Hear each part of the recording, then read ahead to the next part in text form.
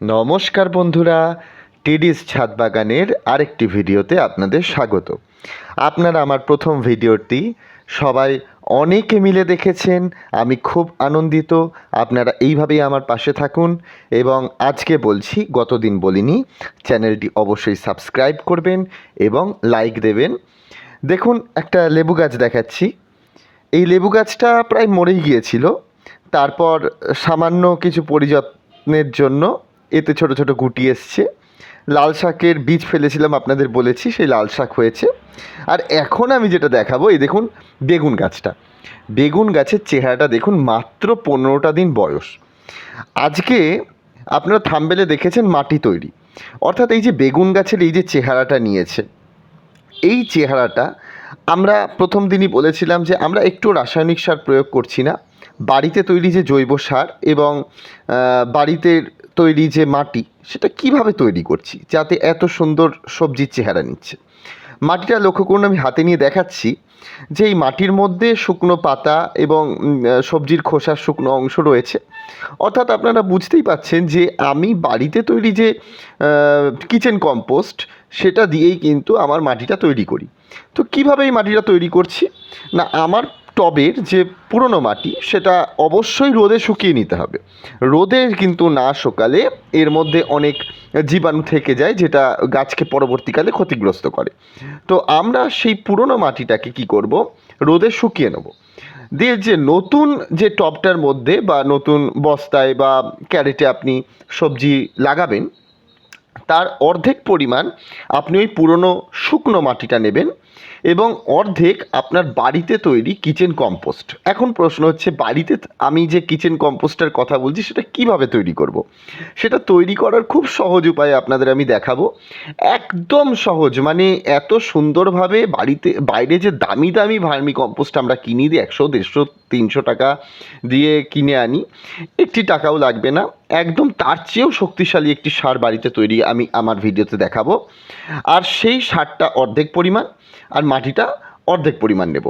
আমি মাটিটাতে হাত দিলেই আপনি দেখতে পাবেন যে মাটিটার মধ্যে কিন্তু সারের পরিমাণটা যথেষ্ট পরিমাণে বেশি। হ্যাঁ, আমাদের সারটা একটু বেশি দিতে হবে, কারণ আমরা দেখুন সবাই কিন্তু বাড়িতে আমরা এটা তৈরি করছি। তো বাড়িতে তৈরি করার জন্য আমাদের জায়গাটা অনেক কম, মানে ছাদের উপরে একটা ছোট্ট টবের মধ্যে আমরা যখন সবজি করছি, আমাদের কাছে কিন্তু মাটির পরিমাণ বা জায়গাটা কম। ফলে গাছকে তার প্রয়োজনীয় পুষ্টি রস সংগ্রহের জন্য আমাদের সারটা বেশি দিতেই হবে। তাই 50-50, এতে ছাদের ওজনও অনেকটা, মাটির ওয়েট কমবে। এই এত সুন্দর সুন্দর ভেন্ডি গাছগুলো লক্ষ্য করছেন, এই রকম বেগুন গাছ, ভেন্ডি গাছ, আপনি 1 মাসের মধ্যে এরকম সুন্দর এরা ফলনও, মানে সুন্দর ফলনও দিতে শুরু করবে। আগের দিন আমি দেখিয়েছিলাম আমার উচ্ছে গাছগুলো থেকে ফলন তৈরি হয়েছে। এটা ঝড়ে একটু এলোমেলো হয়ে গেছে, আমি আজকেই একটুখানি আবার দড়ি দিয়ে টেনে দিলাম। ঝড়ে, কালকে ঝড়ে এরকম হয়েছে। তাহলে যেটা বলছি যে মাটি তৈরিটা আপনারা সকলে ভালো করে বুঝলেন। অবশ্যই কিন্তু বাড়িতে আপনারা এইভাবে মাটি তৈরি করবেন।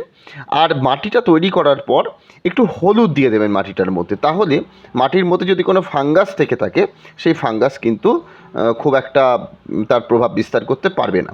আর এইরকম সতেজ সুন্দর গাছ কিন্তু আপনারা পেয়ে যাবেন, যে গাছগুলোই 15 থেকে 20 দিনের মধ্যে আমার অলরেডি প্রায় প্রত্যেকটি গাছে দেখুন এর চেহারাও যেমন সুন্দর, তেমনি কুঁড়ি আসতে শুরু করে দিয়েছে। ভেন্ডি গাছে আপনার কুঁড়ি এসে গেছে অলরেডি। এদিকে ঝিঙে গাছে ফুল ফুটেছে, দুটোই ছেলে ফুল ফুটেছিল, মেয়ে ফুল আসছে আস্তে আস্তে, এবং প্রচুর কুঁড়ি এসছে, প্রচুর প্রচুর কুঁড়ি এসছে।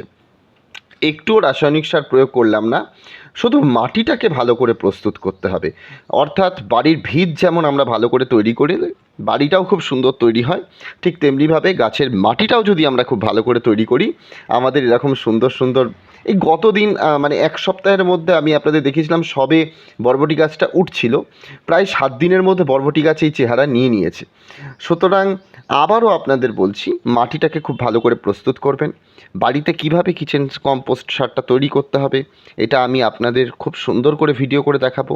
আপনারা আমার পাশে থাকবেন, আমার চ্যানেলটিকে সাবস্ক্রাইব করবেন এবং খুব পরপর না হলেও অন্তত সপ্তাহে একটা বা দুটো ভিডিও দেওয়ার আমি চেষ্টা করব।